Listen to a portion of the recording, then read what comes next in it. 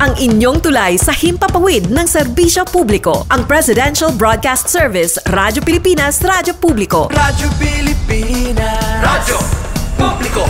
Kinilala ng pang-international at prestigyosong Asia Pacific Broadcasting Plus Awards 2025 para sa kategorya ng Government Streaming. Ito ay dahil sa epektibo nitong pagsasanib ng mga tradisyonal na media tulad ng telebisyon, radyo at print para masabayan ang mabilis na pag-inog ng mundo ng digital at social media tungo sa mas epektibong paghahatid ng mahahalaga at napapanahong mga impormasyon sa mamamayang Pilipino.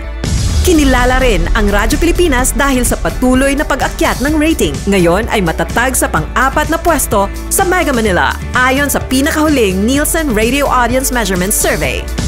At sa social media, nakamit ang mahigit 2,000% pagtaas ng bilang ng mga sumusubaybay sa Radyo Pilipinas page sa unang bahagi ng 2025.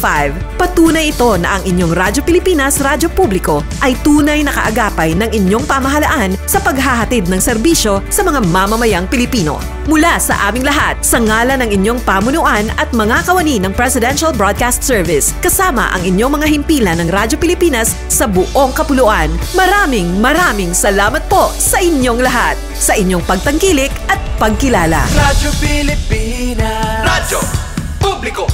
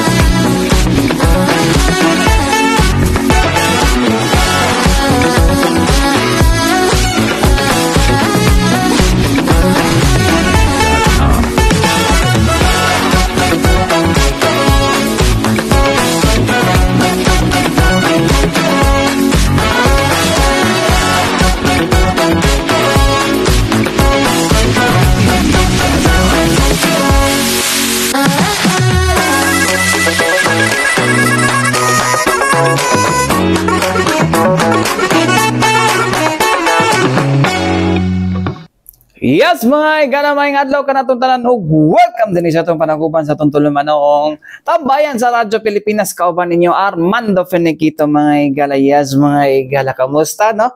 Back to work na ang mga nag-long weekend. Nag-struggle hinoon sila ang pagmata ka ganihang buntag, Jo.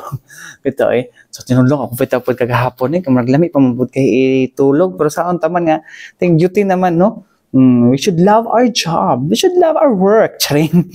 Ito mga igalay. I hope, no? Kuan amo sa mga kahimtang karon, no? O sa katong mga kuan, no? Kani masubukan ni gining libreng sakay gid mga higala, no? Kay karon daghan ng mga estudyante dira sa may UM Matina, no? Kun asa ang bus stop sa maong kuan, no? Sa maong libreng sakay mga higala pauli. Dira sa may mental, no, mga taga-kuan, no. So at least mga higala nung matagaan pog fair nga kuan, no, fair nga unsa ni, fair nga kining treatment pod, no, kay ang mga jeep mangod pag-abot sa may Matina puno na. So wala na gid sila masakyan. So katong kuan sila gid makauna diha gid, no. So walo ni sa kabas, no, sumala pa sa tuan ni OTR, no. I think LTFRB, no. So kana siya mga higala, no, sakayan na every trip is kanang kuan kay kuan na siya 50 ka pasahero, so daghan yung masulod, no. So gamay ra siguro mag-agawan na mayon na paunsa na lang ang mga jeep, wag tay mahimo gid ana gyud kay daghan magka na ma-stranded good kung di po na sila makuha, no. So what if mabtag ulan, no, nabitay localized thunderstorms sa mga tagong pag-ulan diri sa tua. Sao man nato na, di ba? So, meaning, kailangan na ito gihapon nung kaya mo kailangan yun ang kaning kuan yun mga igala, ang maong libreng sakay sa karon, no. So, well, di man siya forever free, pero at least, no, sa karon makatabang-tabang pa ni siya mga igala, no. Samtang ginahulat pa to ang Davao Bus Project mga igala, no, sa ato ang kuan, sa ato ang local government, actually di siya local government mga igala, although ang local government nag-purchase ng ilahang kaning kuan kaning bus mga higala no, para sa maong proyekto kay gusto maging sa kuan na pro ang kuan pa ni amin ani sa ang kuan, although ang local government ang nag-propose pud ani pud no, dugay na ni nga panahon for so long overdue la kay sumala pa kagahapon sumala pa sa interview ni kang kuan no, kang Transportation Secretary Vince Dizon nga kuan no, kuan siya kaning dako siya nga ali siya dako kanang nadugay siya sorry no, nadugay siya. It's because kuan no, tawagan ni kanang nadugay siya kay tungod ang kining problema no sa road right of way. Mga kinaang ko no. So, ngano siya balik-balikan na. So, wala pa, sabot lang. Gusto lang nato ikon no. Paabot po sa tuang no nga ang gobyerno nag-ikon na magino kagingon na po ni mga higala no, ato nang ipapadungusin nyo gahapon mga higala no, nga 60% na nga nasolusyonan no, nasa 60% ang pag-resolve no or pagkuan ang purchase sa kaning mga road right of ways sa alang sa mga proyekto no para sa bus terminals, bus depot o kaning mga bus terminals no kada kuan. So isa na sa mga nindot nga mga features mga higala no para sa maong moderno nga kuan no, moderno nga mga mass transportation nato no. And iyahag ba gini panghambog mga higala no kay Budget and Management Secretary Amenda Pagandaman mga higala nga kani nga sistema will be the first no in the Philippines if this will be completed no, and hopefully gud makompleto gini mga higala no kay dugay na kayo ni no. Actually mga higala ang high priority bus system mga higala nga proposal nagsugod pa ni sa kan mga higala no, nagsugod pa ni sa panahon no sa first term ni Mayor Sara Las 2010 mga higala kun asa ang gipalid niya ani si late Councilor Leo Avila. Mao ni ang gikuan no. So ato Mayor si VP Sara mo ni ang nagkuan mo na ni ang gitulak diri sa syudad no. Although nagka-conflict sila ni former president no kay gusto sa former president pod na monora kaning kuan kaning train system no, pero mas kuan man gud ang bus man gud makasulod mo gud bisag asa. Ang train kinahanglan pa nimo og kaning kuan no, kinahanglan nimo mag-install og relays no kay sa bus lang. Pero ang kuan mo ang kuan pud ato niya ang iyahang unsa ni tawagan ni ang iyahang kuan pud sa kanhi pangulo pud that time mga higala no nga mayor aton balik siya pagka mayor no, gusto niya nga isa ra ang makina nga mag-andar nga makakarga og daghan no. Unlike sa bus daghan kayo og kaning daghang bus daghang makina ang mag-andar, so makakuan siya makakontribute sa environment. Right now mga higala mas duol na no, mas duol na gid sa tuwa ang ginatawag nato nga ginatawag nato nga high priority bus karon na Davao Bus Project ng mga higala no tag-as ng mga city buses mga higala no. So hopefully mahuman na gini sa tuwa gid mga higala no. Dugay ka to nang ginahandom gid no. But anyways mga higala dinita sa isa ka isgutanan nato mga higala no with regards ani ato ang Davao International Airport mga higala. So in Davao International Airport mga higala kuan ni no tawagan ni kanang kalipod long overdue na pud no kay ang Davao mga higala no mawala pa nahatag sa private mga higala companies ang operation. Ano kinahanglan ang private ang mag-operate mga higala no, kani public private partnership mga higala no. Anong mas nindot magid nga kung ang airport nato kay ma-operate sa private. Unang-una mga higala mas nindot manggod ang kuno kay unsa na maintenance no. Mas sure gud nga limpyo no. Tanawa ko to na iya mga higala is nasa kuan no, nahatag na sa San Miguel no. Although wala pa man nato nakita ang kuan, wala pa man nato nakita ang improvement mga higala nga gi-implement sa San Miguel mga higala, pero kuan no, pero hinahinay na siya no, hinahinay na nga ginapadindot mga higala no. So punta no ibalik kung tanang kuan kanang mga convenience store diha sa kuan no, abot narado mong guna siya mga higala. It's because na mga siguro ginapatiwas lang tong uban no, pero basta lain gihapon Ang gwapo nga improvement gid sa kaning kon mga guys, kaning Aboitiz o kaning kon Mactan Cebu International Airport mga igala no, nindot nila ang kwan dito ilang improvement no. But right now here no sa tuang kwan sa tuang unsa ni sa tuang kining Davao International Airport tulo ka buok ang nag-ilog sa maong kwan no, sa operation no sa maong airport mga igala. Una dira no ang kaning PhilInvest, kaduha ang Gokongwei Group, o ikatulo ang Changi Airport. Pero sa ako ang latest nga nakuan karon no sa Edge Davao mga igala na balita no, ilaha man ning balita. So ako ganin baggiton gyud mga igala na ay ito ra no na asa man to. Ikaw na ko ni syempre ilaha man ning balita mga igala na prefer daw ni ato ipakita ha. Asa ni ang prefer ni kuan mga igala, mas maganda daw ang Changi Airport kay kung talaga yung mapipili. So wala man daw siya problema sa duha daw, no? Pero ang trabaho mo daw sa Changi Airport is gumawa ng airport. Si PhilInvest mga development, si Gokongwei meron sila mga eroplano, but if you look at Singapore at ang airport nila, it's one of the best in the world. Sana kung interested talaga yung Changi, pero it's a national decision, hindi yan sa local. So pero ayan lang ko is give preference lang din niya mga igala na. Although yeah, it's the kuan mga igala, it's the DOTR gyapon mga igala ang magkuan no kung kinsa gilang kadro. Kung budnon Changi ang nindot no. Changi ang nindot na ikon. Anyways mga igala, ato paminaw ni mga igala no ang mubo nga tubag no ni kuan ni Transportation Secretary Vince Dizon mga igala with regards sa kining kuan no public-private partnership sa Davao International Airport. Paminaw na to.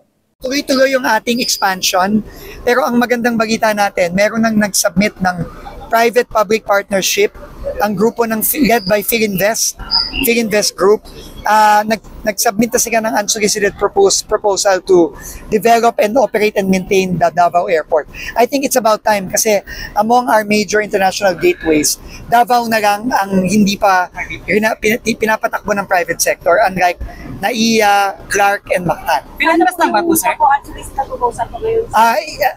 We are confident na sana mapa-approve na natin yan this year. PhilInvest na po ba? Sabi mo last month, sir, yung pumunta ka last time dito is dalawa.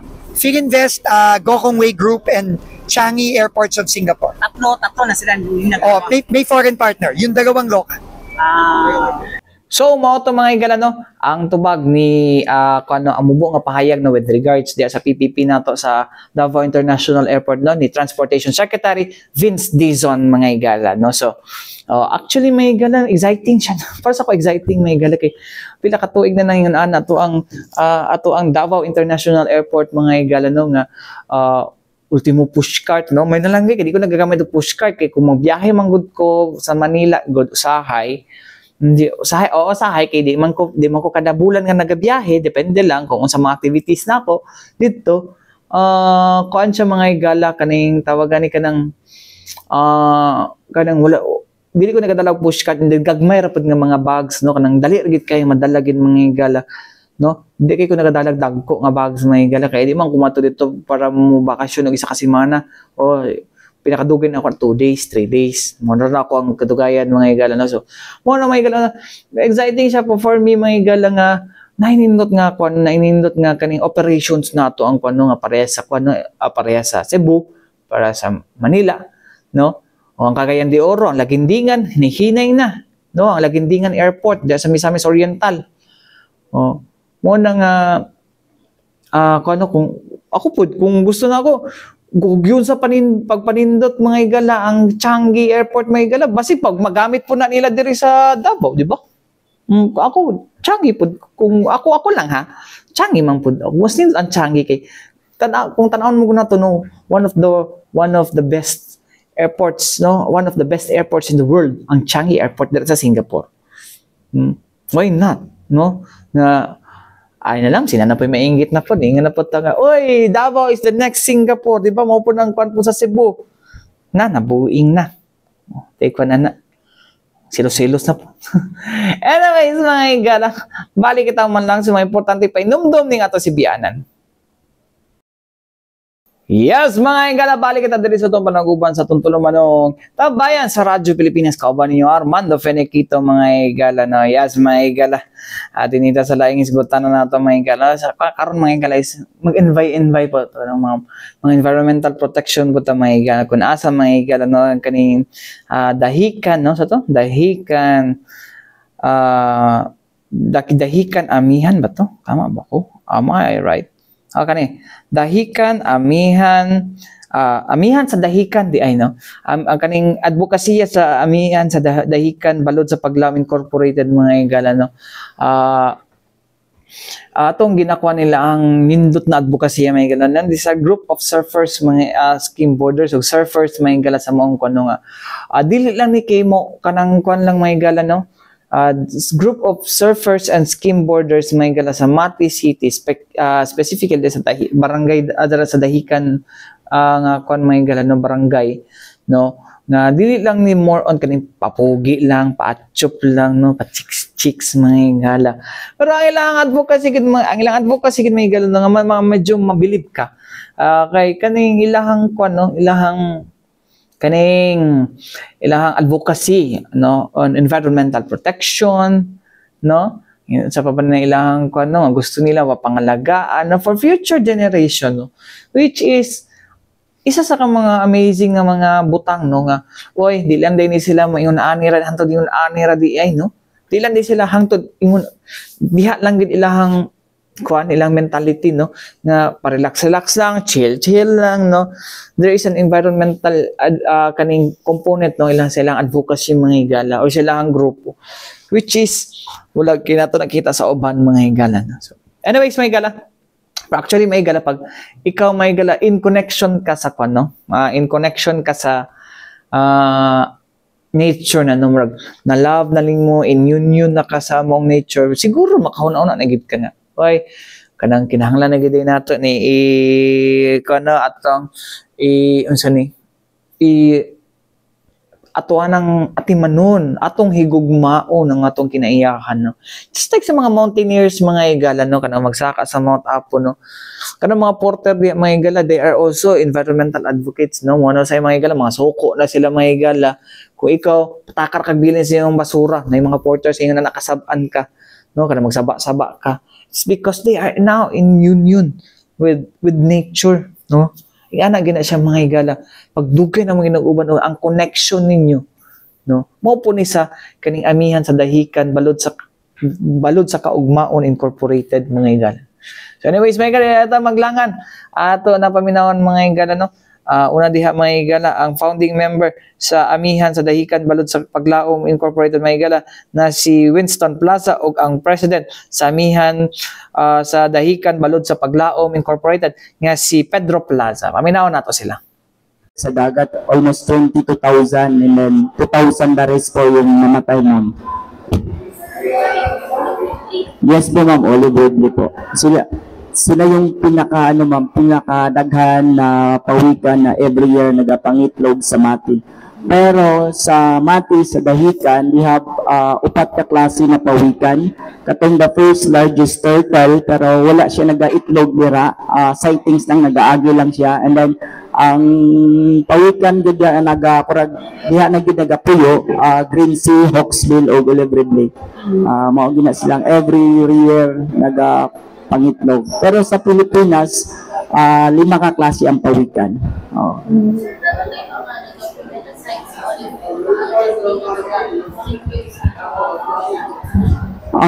Karon na year purag wala pa Green Sea Turtle o Hawksbill. Pero ang pinaka-excite na ginahulag ginamo na makita magitlog ang Hawksbill kay nga naman very critical endangered na gud sila kanang pangitauno na gud kay nabasa namo to sa sa Facebook na sa tibuok kalibutan nanalantay 80,000 ka Hawksbill no na ang buhi mo nang grabe kay nga naman ang treatment man gud nila kanang ginagamit sila pag ginakuha kay ginabuhat og jewelry ang ilang mga karapis nila.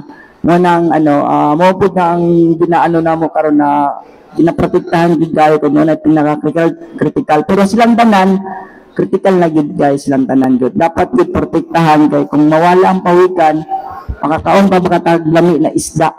Oh. Kay either man gani sa river mouth nato sa una makakaon pa tag mga kanang dili pa mga kanang ano ba healthy pa kay na mga hipon o pasayan. Karon ang atong ginakaon na pasayan naga-feed na lang ta ko kanang ginapadako ginabuhi na kay tungod sa atong mga sapa napatay na. Kay tungod sa ano ba kanang ginatawag nato na pollution tungod sa plastic mga basura ana ba. Yes, po sir, kasi sir, yung plastic sir, ito sir is 1 million years bago malata. For example, mineral waters, lahat naman tayo gumagamit ng mga mineral water, abot ng 500 million years bago siya malata. And then, pag abot na malata na siya ma'am, pero mahimo na siyang microplastic, pagpalitang lutang sa dagat, bisag sa mga sir, healthy kaya mong tubig dagat, pero dili sure na wala may malanghap na mga microplastic. Kay karon sir, bisa pag dilita mo kaon og isda or something, nagakaon na gyapon ta og plastic. Yes po, nagapala nalanghap na gyapon nato. Munang kami dili man ang among ginabuhat karon munang naami gid ni dari kay gusto gid namo ipaabot sa mga eskwelahan na pwede unta matudlo unta pod sa mga young children kung unsa ka importante kanang sakto sa paglabay sa basura.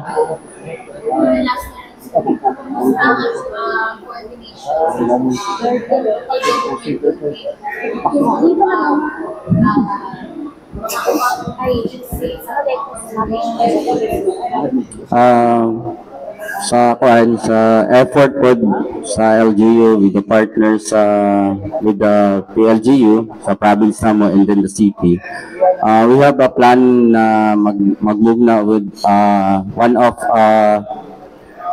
karon na tuig na we're creating a council na magtutok yun sa environment, especially sa tuang waste management na program mo nang tutukan, and then the reef to reach na gikan sa upland down to the stream of the ocean mo na mong mga main agenda. Tapos ginabutangan na mo with the help of other agencies of government, national and then the locals, and then ginaagwag po na mo ang mga NGOs from other places in the Philippines na mahatagan ni o gamay lang na chance to create another council.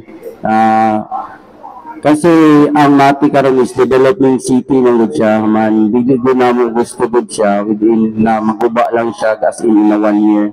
Tapos karon they are planning na po to build another paabotay ng airport for Mati. Mo na mo ang mong ilabi to the next agenda to the mayor and the governor na mahatagan siya policies before namo siya ibaligya in tourism gud siya.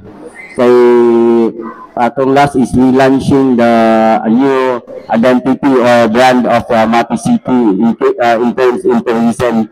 So Feel Mati, which is katong gina-promote yun sa mayor namo na dili lang pag-abot nimo Mati is na you are going to vacation, kundi ma-feel din nimo unsang naa sa Mati mo na you stay in Mati, ma-feel po nimo, and then for all the visitors po na like sa amuha sa advocacy na ma-feel po nila ang unsang conservation, ang unsang ka-importante lang ka-importante na sila dito, dili lang all the time we visit all the visitor dito na ginatudlo. This is the happiness parties so we created another educational trip for the visitors. Karon na nami gamay na we have gamay smalls of creating lang na grupo na tanan na bisita, including with the foreign country na moagi gid sa isa ka muna agenda mo is moagi sa isa ka area which is maseminar or mahatagan sila with education isay makita nila sa Mati gid ug kaibawan po nila all kabalang na ang bisita dili natin ingon na nagina sila yung mga standards, and then na sila yung mga profession, And then kana lang ang kulang sa ato usahay. Out of our visitors we dito, sa 100% is only kita is 10% lang is nakabalo sila about sa environment yun. So mo na among ginalabi to the karon sa government na at least pag silog-ilag natin makabalo sila unsa gyud aim din sa mati na dili lang pang bakasyonan kundi i-feel nila ang Mati, and then which is a home. This is the home of Mati ba na sa ubang lugar, nakuha ko naman sa ubang lugar, model gibalik-balikan tungod sa ilahang nindot sa ilahang sa ilang places, and then na-feel ko nila dili lang siya pang vacation for 2 days or 3 days, kundi na-feel ko nila this is my home. Like in Siargao, like in Panglao, the home nila ba, home na nila, good mo na ginabalik-balikan nila. So, with the home po nila, gina-educate na mo all the content ng mga visitor dito na nanatay palisiya, which is, dili man siya na makaguba po sa inyong pag-stay dito, kundi is another education na po na madagdag po sa ilahang kabawan po. Siguro lang, thank you. Okay. Nakay question? Wala na follow up? Jean, okay. I-sustain ba without the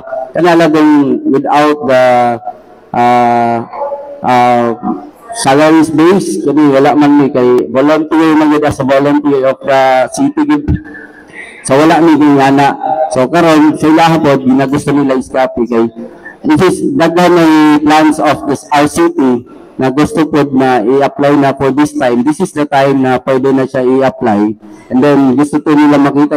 Another, sa Occidental, pag inyon pa lang naman, ma'am, we have a plan of this zoning area, which is, kung dili siya mahilig protected area, critical area, we have plans of zoning. So, gina-zone na mo, kung asa lang dapat, mag-dike off the boat, asa inaog ang mga isda, asa ang liguan, asa ang dapat magdula. So, tourism spot man po sila. They creating tourism, sustainable tourism na makinabangan sa tanan sir ba, which is sila sir, one of this day, like Malita and then Jensen, and follow po na mga samoang municipalities. They are creating na po karon na top up or MOA in every municipality. So, ito, ginapasabot na mo, this is the one of kay out of 20 years, mahibalaan din na mo nga mo daw nagka-changes. Because of the climate change po, isa po na siya.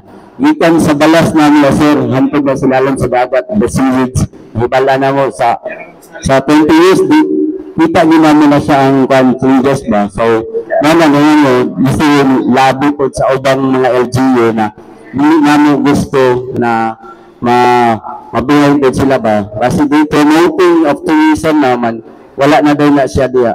Sila tag-dive and pagkuhan man. Pag after 5 years, 10 years, katong isda na nakita na ito in 5 years, in 10 years, di na natin siya makita dito. Why? Nga naman. Tunod lang po na sa ito ang pabayan. So, muna before we open of our biggest in every municipalities sa tourism, dapat na nag-isay palisiya din. Salamat sir. Kay Sir Vince, ba? May more na, ako nga may mga lakang pod na para dili siya 100% mabalig. Actually, ginahinaya na pod. Like kanilaging pagbagsa sa one is a problem with before nag-change of admin ni, and then one of our concern is kaning ato ang mga solid waste management, which is wala din siya natutukan og maayo ato na time. Kaya mo ang city gadako ang iyahang volume of kaning waste niya, murag kulang ang kandid ba. There are observation with in 20 years. So, like in biggest resort na nanaguan, dili good na time to time. Actually, is dili good siguro mali sa mga tao, and then kabadayaan po sa mga like in the community, kung dili mag-una dito dapat sa LGUs. Wala ko kabalag yun sa pag-disseminate what is the information. in the sa community nga no dili gud makuha ang actually in the sa amuang kwanda solid waste na mo dito man. And then sa MRF pod kana is a lack of information, dissemination pod sa mga like in the barangays na what is the meaning of MRF. Ano siya ba? Kulang ang pagsabot gud which is na dili na nato maingon na gamay ang pondo kung dili dako man gud siya. So kana lang natakal karon, and then ginunayan pod karon is the more na mas daghan mo like before, back in 2000, 2004, dili kay ni kakita og plastics in the shoreline sa Dahican and other bay of the coastal barangays. Karon which is kami time to time na observation partner namo from Academ, which is the DORSO. They studied of microplastics, and then kato na suta po nila, which is kadagko ginang population sa plastics within the Mati City. So karon ginahatagan namo sa pagtagad, and then the LGU we counterparted na happy po na kanang concerns within the solid waste management ginahatagan ng concern karon sa LGU na mono ginaingan po namo ultra dali man gud sa nabuulan ang admin karon, gamay lang na text o concern paagi nimo sa iyahang kuan hotline pod. So dali ra pud kay nila responsan. So hopefully with of 1 year of ang amuang agenda gid na matutukan gid ang waste management sa Dahican na ini Mati City. Dili natin Mati City, it is the provinces gataas na ato ang una is concern of tourists kay kanang tourist kay gadala gid sa dako ang impact sa basura gid pinaglang. So with the help of sa Academ gid karon kay sa pamagi ni Ma'am Leia Jimenez, Dr. Jimenez and the Sarah Roy Ponce sa amo akong researcher. So we are third place in the research program. We have them sa SPC sa Pedro College. So nakatawag ang research within the into people na project is micro na project nila. So part po namin part po dito, and then where the community na concerning po nakita dito which is na sila yung mga laboratory, and then out of 96% gikan dito sa entire sa Mayo Bay and Tejada Bay, which is including the shells, shrimps, and fishes, ilahang defilterize to. So 90% ang laman dagat ni ay is nalagi siya microplastic. Dili na to makita within our eyes. The chemical na fertilized dito ba isuta yun lang with the micro sa microscope. So 90% actually dili na to makita eh. Pero nakaon na daw na. So ano siya ba? So ano lang sa na monang one of our aim na ma-present taron ko sa amuang sa admin karon actually para matutukan nila ang goal ana ba. So katulad ko.